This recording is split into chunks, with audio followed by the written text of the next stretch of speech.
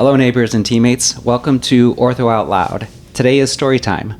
We have the privilege of having a current hand and wrist specialist, Dr. Craig Torosian, with us today, as well as a former Fox Valley orthopedic surgeon who also is a hand and wrist specialist, Dr. Thomas Atkins. Today we'll be talking all things endurance, from marathons to triathlons, and they'll be throwing some really good stories in between. So let's get to it. I'm so fortunate today to have Dr. Craig Torosian and Dr. Thomas Atkins with me, two people who have really shaped my life, who have been instrumental, truly, in my career and being able to raise my family here. So I appreciate you both being here very much. Dr. Torosian was my preceptor when I was a student way back in a few years ago, a few decades now almost. And I also work with Dr. Atkins for many years. And so I really appreciate you both. I appreciate you both being here as well. Happy to be here. We are going to start story time today with Dr. Torosian's story. If you would, just tell us a little bit about why you decided to become a hand surgeon and how you became affiliated with Fox Valley Orthopedics. Sure. So I wanted to be a doctor ever since I was a little kid, and I think as a young man growing up, I was always drawn to kind of mechanical things. So from a pretty early age, I was kind of drawn to ortho. We had my uncle was a physician, and so I had a lot of respect for him and a lot of respect for physicians, and it's something that I always wanted to do.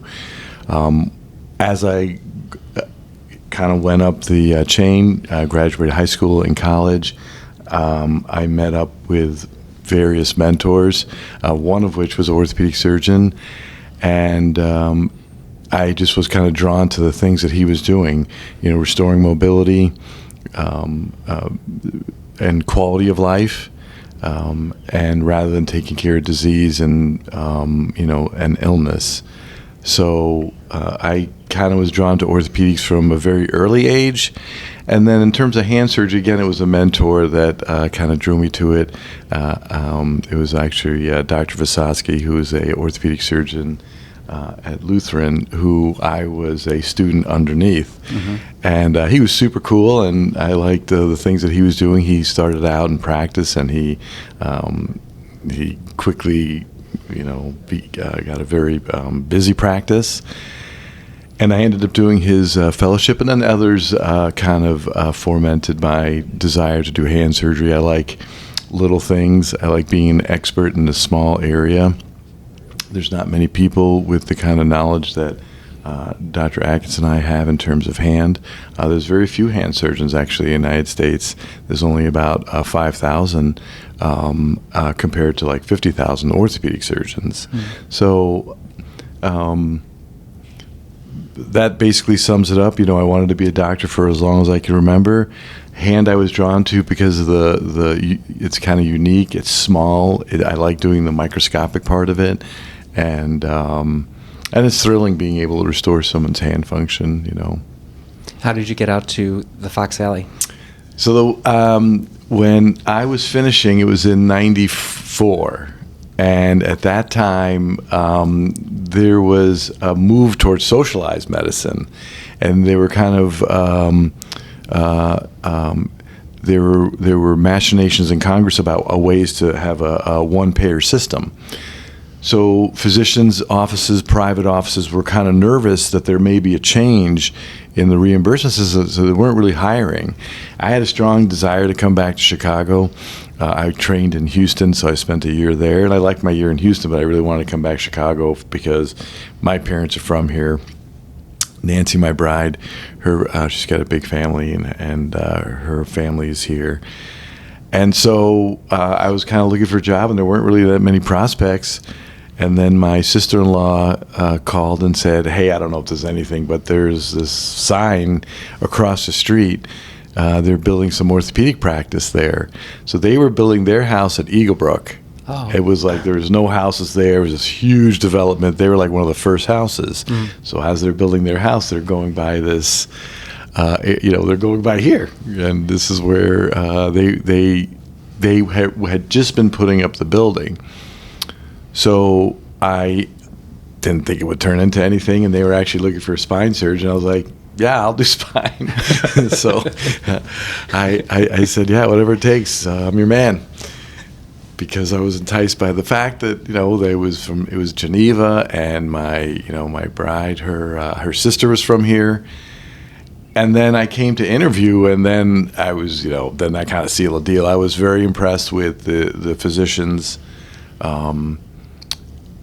And I came to then know Fox Valley Ortho, right, not at that moment, but, it was not only quality physicians, which is what I saw right up front, but then a quality organization. And that's what really drew me to and kept me here.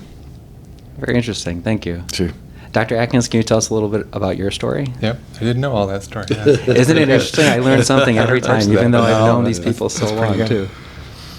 Well, my story is a little bit different, I guess. There were no doctors in the family. I hadn't really thought about being a doctor when I was younger. But then in high school, I really liked biology. So I started thinking about maybe I'll be pre-med.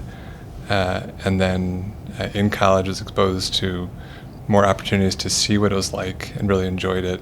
So I made the decision to go on to medical school. But it wasn't until I was in medical school that I was exposed, well, I guess younger I'd had orthopedic injuries, upper extremity injuries, but never really pictured myself doing that. But then in medical school, being exposed to orthopedics, it was the most fun thing I did in medical school, right? It's the coolest, it's the best. The other stuff I didn't find appealing. So then I went into orthopedic residency, and then being exposed to all the different aspects of orthopedics, hand surgery is obviously the coolest. The intricacy, the complexity of the hand, it was just the coolest. That's why I went into hand surgery. And like you said, restoring function, like fixing things, like, broken wrist, stuff like that, making the hand better. It's more fun to me than managing a problem that you're not really solving. Well, I still have to work with a lot of the other surgeons here, so I'm not going to disagree with you both about hand being the coolest. Yeah, but, definitely. Right, and we'll just leave it at that. That's right. Thank you. Those are two very good stories. I appreciate that. And Dr. Atkins, how did you get affiliated with Fox Valley Orthopedics? So Dr. Tim Pesci was a year ahead of me in residency. So he had a job out here, and he said, you should come look at this place. I was thinking about the West Coast. It's like, oh, okay, I'll take a look. And it is a great area. I brought my wife-to-be out, and we saw the area and just really taken with it, and it's such a great opportunity. And the rest is history. Exactly. I'd like to hear your stories about running now as well. So when and why did you start running? We can start with Dr. Torosian.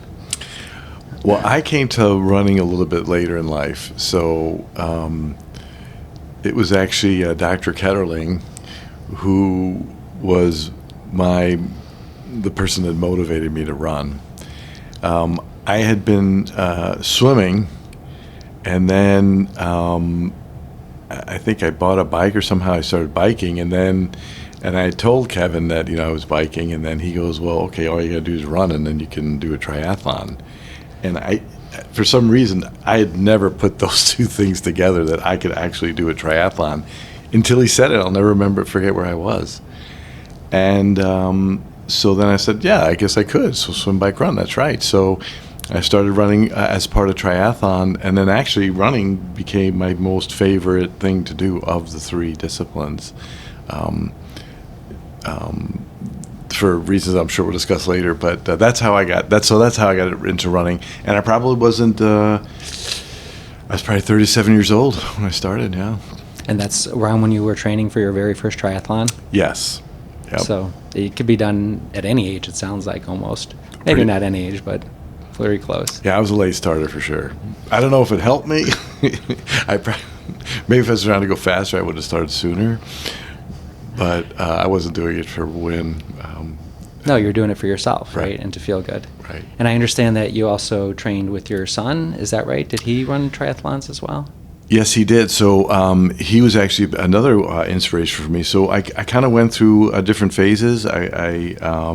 Where I was doing just the sprint and the Olympic distances, and then Martin, my son, was swimming, and then right about that time they started a multi-sport team for children, and the name of the team was called Multi-Sport Madness for Kids.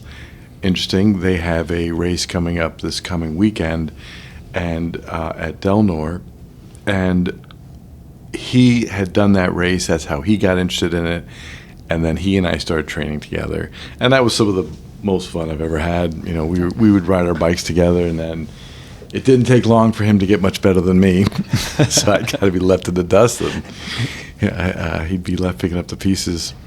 But it's such a great thing to leave him, to teach him, to persevere, try to do better for yourself. Sure. So And it was a great thing to do with your son, because, to be able to ride with him, next to him, and then swim with him next to him. Yeah. Run with him next to him, not so much, but we were kind of in the same neighborhood, so. At least in the same zip code, hopefully. That's right. Yeah, okay. Dr. Atkins, when did you start your journey in running? I used to hate running. You did? I hated it. That surprises me a lot, because I know how much you run now. It's changed for sure. So I used to be a swimmer and played soccer from when I was very young up through high school. And they'd make us run for soccer just to get your fitness. But I hated it. I complained all the time about it. And then I was a good swimmer. So at one point, someone asked me to be on a triathlon team as the swimmer. So that was my first exposure to triathlons. And then a few years later, I was in medical school, and people I was working with were really into biking. So I got a nice road bike. And then if you can swim and you have a bike, then next thing you know, someone talks to you about doing a triathlon. So then I started doing triathlons for a while. But it can be very time-consuming and difficult to train for a triathlon because you have to work at 3 different sports. So as I get busier in residency, I decided I can't do triathlons, at least for now. And I just would just run, in part for mental health, just to clear my head and still exercise. And then it gradually became more enjoyable to the point now where, like, if I don't run, like, I'm not myself, I'm anxious and fidgety. My family wants me to go run. They'll start looking at each other as, has Dad run today? I think he needs to go for a run. Like, Get out of here. He's not himself. So yeah, now it's just part of who I am. I run 6 days a week. I love it. I look forward to it. Not all the workouts, but it's definitely become just part of who I am and what I do. And it's good that your family is looking out for you too. Yeah, and they want me to go. They want that you does to be help. healthy, Yeah. so you can help them out, certainly. Could you tell us about one of your early races, or maybe a favorite race that you've run?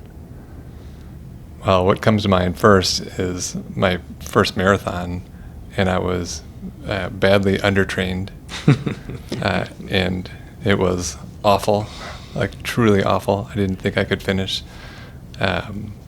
but anyone who runs a marathon is by definition stubborn. I've been accused of being stubborn. I think the word's persistent. I've told you this sounds before. a lot better. I've been accused of a lot of things, including that. But just being willing to put in the work and push through it. I finished my first marathon. It was awful, but I finished it, told myself I would never do it again. When was that? In internship, so... That's good enough. You don't have to give a year. A while ago. That must have been difficult to train during your internship. That was part of the problem, but I was kind of fighting back. Wasn't going to let them hold me down because I didn't have much time, didn't get much sleep, on call every third night, just working very hard. But I wanted to accomplish this, and so I pushed through. Dr. Torosian, how about you? What's an early race or a favorite race that you've run? So my first race was Mrs. T's triathlon. Oh, that's and that would have been like in 90, a long time ago. And I did it with another friend, and we were training together, and he killed me. He completely beat me and put me in the dust. And it kind of motivated me because I thought I was going to do better than I did. But I finished. It was a triathlon. It was one of the first races I ever did. Having that kind of competitive spirit, it motivated me the next year, and then he and I did it again the following year, and I did a little bit better. Yeah. He didn't kill you as bad next year. I think the next year I don't want to rub it in on a public, forum. I think it's fair because you already admitted that you lost the first one. I did win that race, I would but claim not that I trying to rub it in a public fashion. But would that count as one of your favorite races then? That second Mrs. T. That was definitely one of my favorite, just because I'd worked so hard, and it really showed that if you're consistent with your training, good things happen. You don't have to hit a home run every single day, but if you do something every day, even though it may not be the best workout, it showed me that you could do a lot better. Your performance is definitely improved. And I was kind of into it at that time. For a long time, performance improvement. I kind of took that, and then I got a coach after, and I kept doing it for quite a while. I think that's a great lesson, though. You're not going to hit a home run every training time. Right. But just, stepping up to the plate is so important.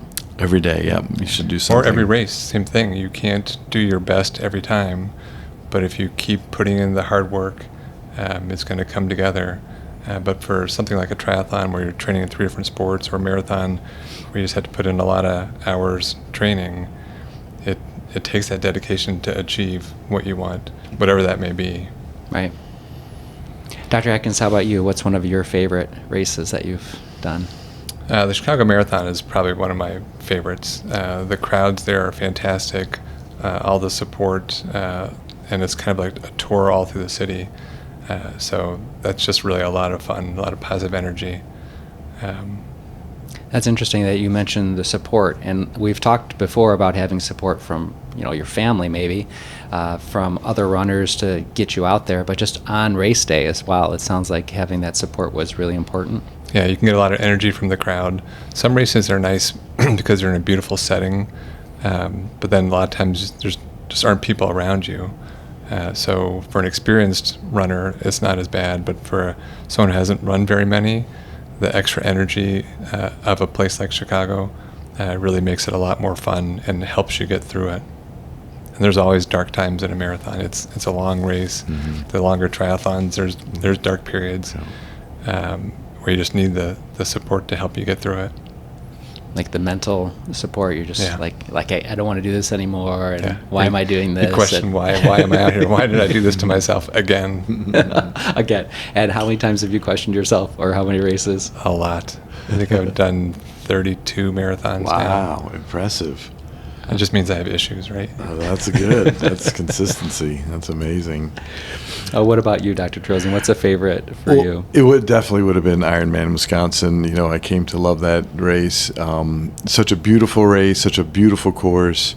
And to Tom's point, the support from the town, the community, unbelievable. And it is a long day, and you would look forward to certain aspects of the race where you knew there were going to be a high concentrations of fans. So on the bike, there's so many parts of that race, but the one part when you come out of the water and you run up the spiral, there's fans along the whole thing, and they're just screaming, and it's probably one of the highest you can get in amateur sports. Just running up that whole helix, lined double with people. And then you get to the area, you get your bike, and it does get a little bit lonely on the the long bike course. But there's 3 big climbs, and the fans congregate on those climbs, and you look forward to each one of those climbs. Certainly, climb more effort, but you look forward to the fact that there's going to be people there, and they're going to be cheering you on, and you draw the energy from them. You're like a rock star for that moment. You feel like that, even though you're not exactly in first place. You feel like you're in first place, and just having the support from everyone around you. Tom's right. You do draw energy from that, and then the other thing, being so close, you're able to train. In certain parts, like I was able to go up and do the bike course several times, so I knew that bike course pretty well. you knew where the bumps were and where you could get water and, beef up your nutrition. I would think the coolest part is that special thing they say at the end. Yeah, I've watched that, and it's a special moment. Like, oh my goodness. Yeah. So you're speaking about when Mike Riley says he says your name and then you're an Ironman, and that company, they do it right. When you're running down that carpeted trail and then hear the other people finishing in front of you, and then your time is coming. Yeah, it is one of the most magical things. And I had 7 finishes, but each time it was something special. You're just you finish something that you trained so long for, and then the first thing is you're looking for your family. Nancy and I would have usually you're thinking not that great. You're kind of foggy. So you try to like dumb things down, like I'll be by that big building, something like that, to make it easy. And so then the first thing is, kind of getting across, maybe getting something to drink, and then looking for Nancy. So those are always fun. What are some other stories you might want to share with us about different races or training that you might have done? That's a pretty wide open question. It is a wide open question. I went to Sweden. I did a race there, and that was super fun. It was a long distance triathlon. Their long distance a little bit different. It's kind of halfway in between a half Ironman and a full Ironman. So I qualified for an international race in Sweden. We took the family, took the bike, threw it in the rent-a-car, and went out to a place called Motala, Sweden. And I raced in Sweden. That's pretty interesting. Mm-hmm. How do you think your training has changed over the years? Well, mine stopped. So it was a pretty big change. That is a big change.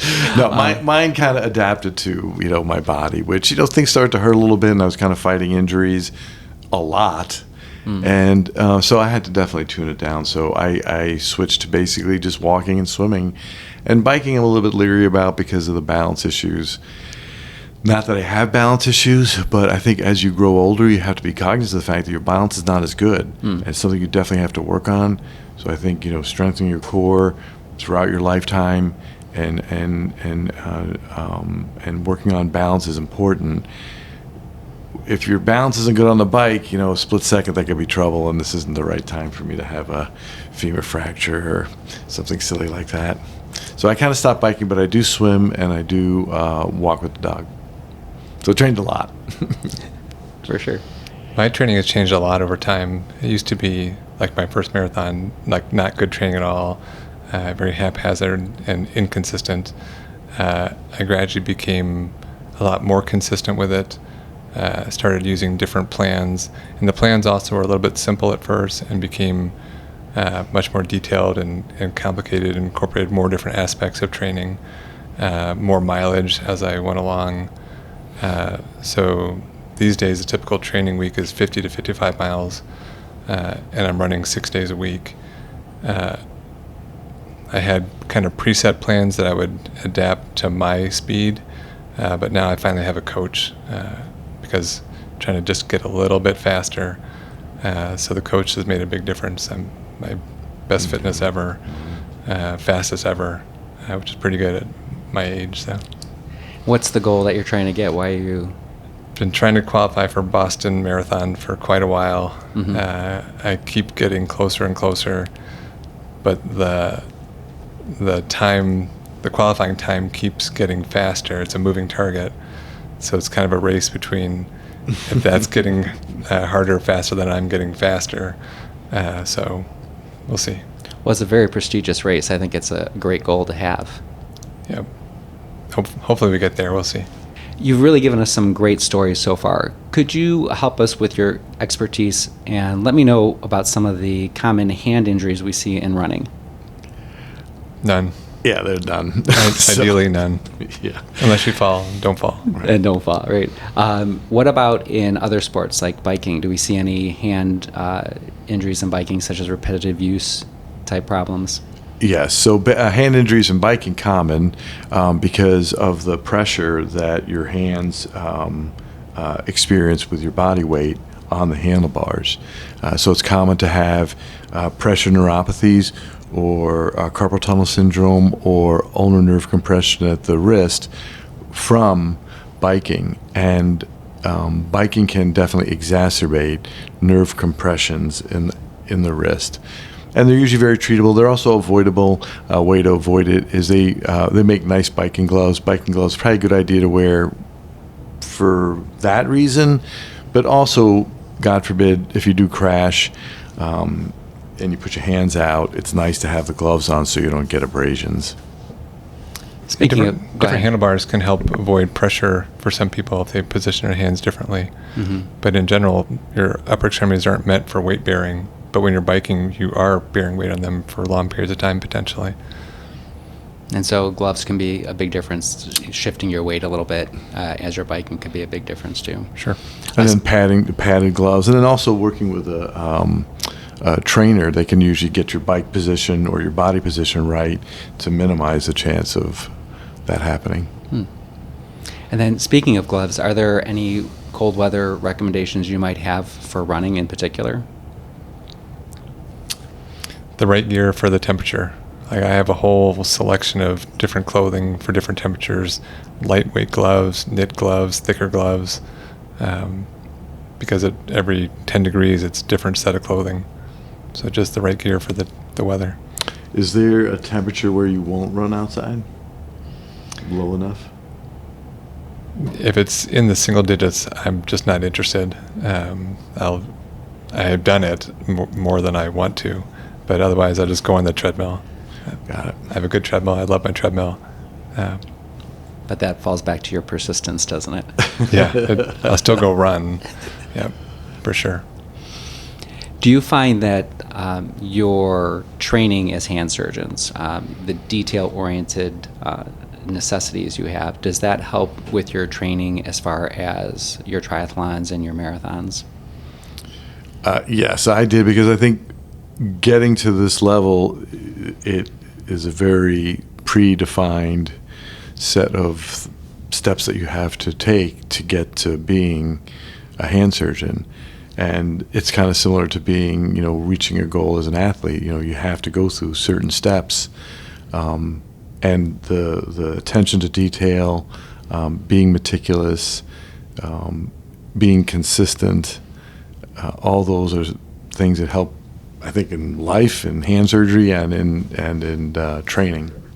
I totally agree that those are qualities that help you to be a good hand surgeon, and it just carries over to lots of other things. But yeah, my training, I'm super meticulous. I follow my training plans exactly, unless I have some little injury or something. But yeah, great attention to detail, and it makes a difference. Dr. Torosian, I know that you've not been training for marathons or triathlons as much anymore, but I do understand that you really enjoy Nordic skiing as well. Maybe you can tell us a little bit about that. And Sure. I was seeing patients, and I was scheduling a surgery, and a patient said couldn't do the surgery for this week because they were going to go skiing. And the guy was a little bit older, and I was like, well, where are you going to go skiing? He's like, Colorado. I was like, really? You downhill? And he's like, no, I Nordic ski. And when he said that, a light bulb went off into my head, because I like to Nordic ski, but there's not a lot of Nordic skiing in Chicago because just the snow's inconsistent. Of course, Colorado, different, snow's consistent. And so it wasn't long after that I booked a trip to Colorado as part of a meeting, and then I've been going out there ever since. What I like about Nordic skiing is that it incorporates a lot of the same things that running does, the reciprocal leg motion, but there's a lot more upper body involvement, and core involvement. So you really use almost every muscle when you're Nordic skiing. And just being out in nature on those trails, it's just incredible. It's very breathtaking, beautiful, and I like training at altitude. I think it increases your increase your carrying capacity, makes you a better athlete. And Dr. Atkins, are there other sports that you like to train for or participate in? I'm trying to get better at golf. That's a lot different. There's attention to detail. Form makes a big difference, but it's just much different. When I run, it clears my head. I like to get out there and play golf, but golf by its very nature can be very frustrating. Yes, but it's a lot different. Well, I have to say it has been very handy to have you both here today. I warned everybody at the very first episode that the puns would keep coming, and they can't stop yet. So I really appreciate your hand, Scott. There you go. Thank you. I really appreciate you both being here. Like I said, you both have been role models for me, and I truly appreciate your time. And speaking of time, this is one of my favorite times of the show, is the rapid fire questions time.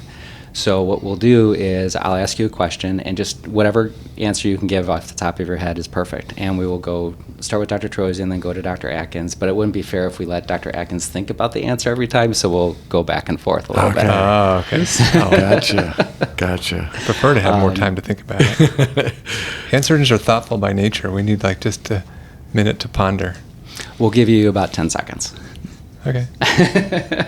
Okay, so the first question is, how many toenails have you lost during a marathon? Is it single digits or too many to count? Me first? Dr. Torosian. Oh, me, none. No, you've never lost a toenail? It doesn't seem to affect me. Good. You know. In any one marathon? I'm thinking about lifetime. Oh, my goodness. I'm missing 4 toenails right now. Wow. Yeah. Really? Oh, yeah. Where'd they go? They... you get a hematoma underneath it? And then it falls off a few weeks later. Yeah. Ouch. You should see my toes. Or you shouldn't. Can really. you prevent that? I try and switch it up with changing the way I lace my shoes and stuff like that. I haven't achieved it. I keep losing toenails. Wow. Dr. Atkins, do you risk drinking coffee before a race? I drink coffee before every run, but I just drink decaf. Dr. Torosian? Coffee was a big part, yeah. So I have a set amount every single day. Yeah, Even before your races?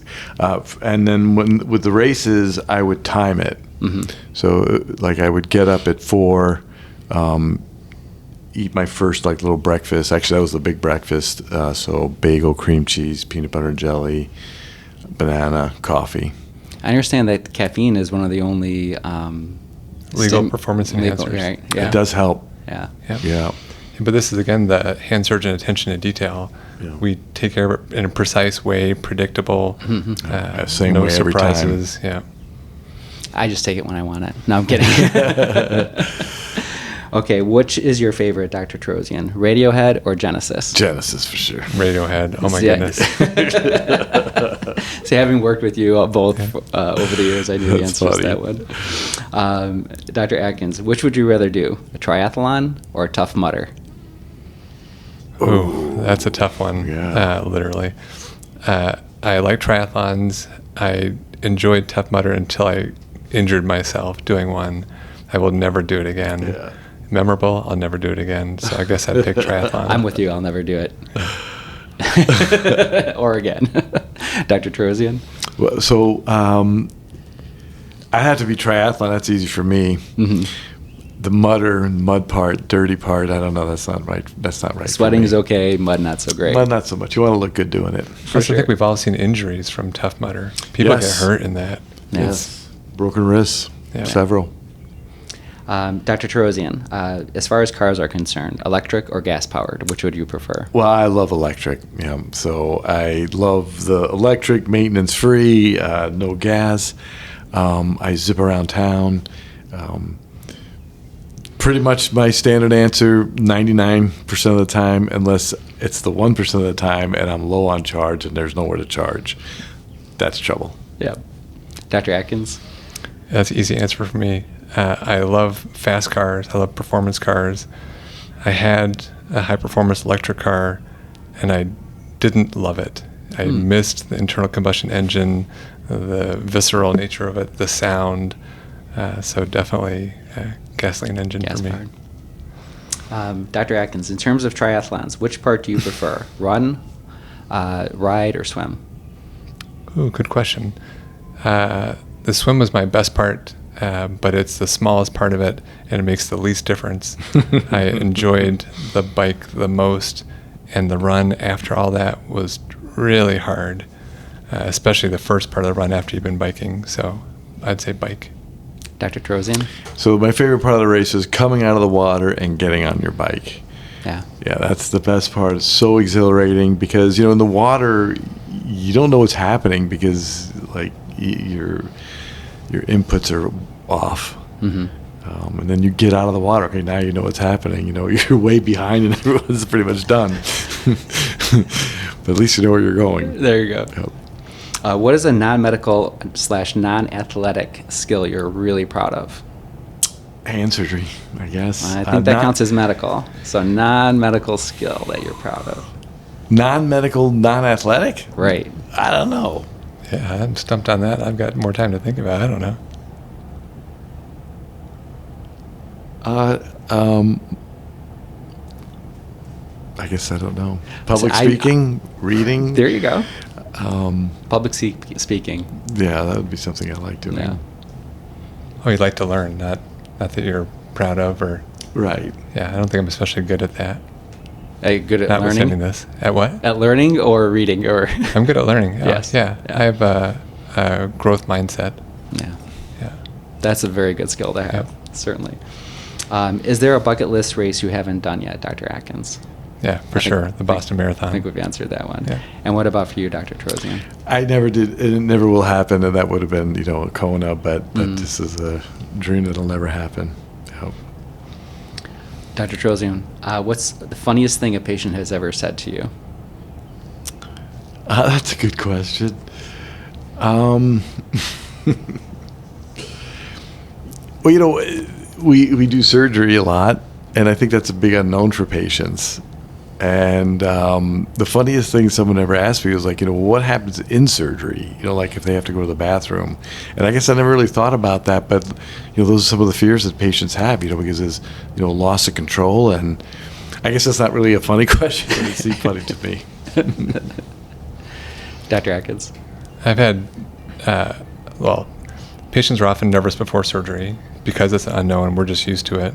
So a lot of times I would tell them a joke to kind of like put them at ease. I would, recognize that they were nervous and say like, "Oh, you look nervous," and I would tell them that I am too. Of course, that's not the funny thing they said, but I that's thought the that was funny thing you'd say. And I have a pretty dry sense of humor, so they would hear me say that, and they would look at me and like, "Is he really nervous?" And then eventually they'd realize, like, no, it must be a joke. He's joking. But that would help to kind of break the tension. But then sometimes I'd have patients tell me a joke, and I do remember some of them, but I'm not going to repeat it right now. There's none that are appropriate for this podcast, you don't think? Correct. Okay. Well, it's really been great having you both here. Like I said, I really do appreciate your time. Are there any last insights or words of wisdom you'd like to leave our viewers and listeners with? No, other than to thank you, Scott. You've been a part of this institution for over 25 years, and a big part of our success is because of you. So thank you for being with us and taking this on. I appreciate Absolutely. that. You were, when I first started here, you were the one that took me around, introduced me to everyone. You knew everyone's name. And even when I left 20 years later, I didn't know lots of people's names, but you knew everybody. I still remember that. We have so many good people here. It's true. Absolutely. It's such a great place. For certain. Yeah. So thank you both again. I appreciate that. Thank you. This podcast features insights from orthopedic specialists at Fox Valley Orthopedics. While we hope you find these discussions helpful, we are not giving you medical advice or providing opinions about your specific medical conditions or concerns. The views expressed on this podcast are not a substitute for personalized medical advice. If you have questions about a medical condition or treatment, please consult your own trusted healthcare professional. Never ignore professional medical advice or delay seeking care because of something you heard on this podcast. The views and opinions expressed by the hosts and guests are their own and do not necessarily reflect those of Fox Valley Orthopedics or its affiliated organizations. Any decisions made based on the information provided in this podcast are done so at your own risk, and Fox Valley Orthopedics disclaims and is not responsible for any actions taken as a result of this content. If you are experiencing a medical emergency, please call 911 and seek immediate medical attention.